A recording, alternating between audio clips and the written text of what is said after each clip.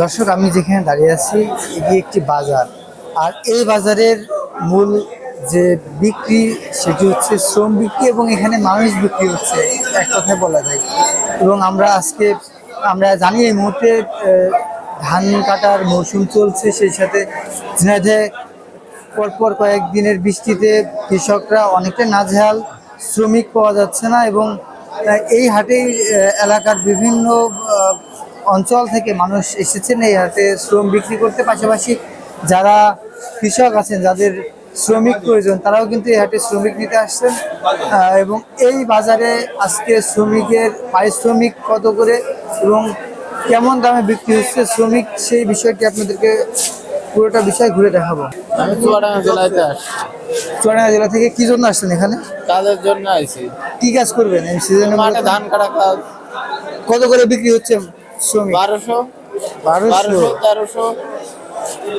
মানে এটা কি খেয়ে না খেয়ে? খাওয়া তারা দেবে, তাদের সব কিছু। কয়টা পর্যন্ত কাজ করবেন? এই সন্ধ্যার আজান পর্যন্ত। যদি বিকেলে মনে করেন যে 1টার দিকে যদি বাসায় আসি তাহলে সন্ধ্যা, আর যদি 1টার দিকে বাসায় না আসি 4টা, 4:30 পর্যন্ত।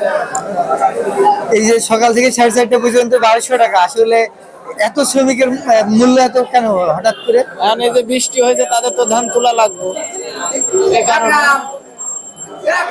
আপনি কোন জায়গা থেকে আসছেন চাচা? আমরা নলডাঙ্গা। নলডাঙ্গা থেকে আসছেন? কি জন্য শ্রমিক নিতে আসছেন? ধান কাটার জন্য। কত বিঘা ধান আছে? 5 বিঘা। 5 বিঘা ধান। শ্রমিকের মূল্য কেমন এখন? শ্রমিকের মূল্য তো ধানের দাম হিসাবে বেশি। কত করে চাচ্ছে তারা? 1200 টাকা মজুরি, 10,000 টাকা বিঘা।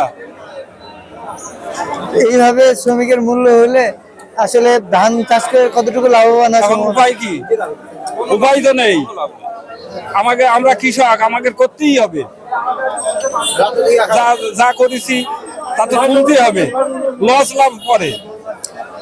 সার, তারপর সেচ এবং জনের এই খরচ মিলিয়ে লাভ লসের অঙ্কটা কেমন হিসাব করছেন? লস তো পুরো লস। আর গরু বাছুর বিক্রি করতে হবে বড় বড় লোকের কাছে, খাবে কি গরুতে? এই বিষয়ে আসলে সংশ্লিষ্ট কর্তৃপক্ষ বা সরকারের কাছে কিছু বলার আছে কিনা? কি বলবো, আমরা চাষা মানুষ কি বলবো? আমাদের কি কোন আবেদন রাখবে সরকার? কোন আবেদন রাখবে কি? রাখবে না।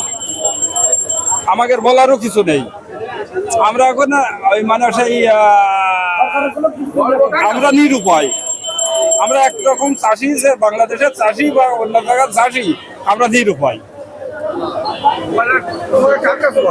কার কাছে আবেদন জানাবো? কৃষি সম্প্রচার অফিসার, তারা তো ভদ্রলোক 4 ঘরে বসে আছে, জানাবে কি? ওরা কিছুই জানাবে না। ধান বেচবো, বড় লোকে ধান কিনবে, গরিব মানের ধান কেনে না। যারা 10 কাঠা চাষ করেছে সে হয়তো 1 মণ বেচবে, তারা কিনবে না। তাহলে বড় লোক পুঁজিদারি, মজুরদারি তারাই করবে এগুলো, আর এদের ঠকানোর ব্যবস্থা করবে। আর কি বলবো? পরিবেশ খুবই খারাপ হয়, বিশেষ করে আবহাওয়ার বৈরী অবস্থা, গ্যাস, শ্রমিক মিলানো খুব কষ্ট। বড় মাঠে যা কাটা আছে সব ভিজে পচে নষ্ট হচ্ছে। তাদের বাজারে কোনো ধানের দাম নেই। বাজারে আসলে ধানের দাম এক এক রকম। ধান পলাই গিয়েছে, পচে নষ্ট আছে, মাঠে খাড়া আছে, হাঁটু পানি বেঁধে আছে, কোনোটা শুকনো আছে, চাষি আছে ব্যাপক জ্বালায়। এটা সবচেয়ে বড় কথা। চাষির মতো যারা ধান চাষি, এদের মতো জ্বালাই বর্তমানে কেউ নেই। এই যে বাজারে এসে মিলাতে পারছি না এখন, সেই 10টায় এসে এখনো কোনো মিলাতেই পারছি না। কত করে চাচ্ছে শ্রমিকরা এবার? বিভিন্ন রকম, 15,000, 8,000, 10,000, 12,000 বিঘা বিঘা কাজ বুঝি।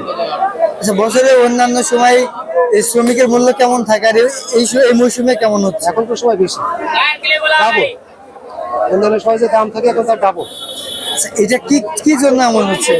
এই কারণটা কি? আবহাওয়ার অবস্থা ভালো না, সব জিনিসের দাম বেশি, তাদের আর বলবো, তাদেরও বলার মতো কিছু নেই।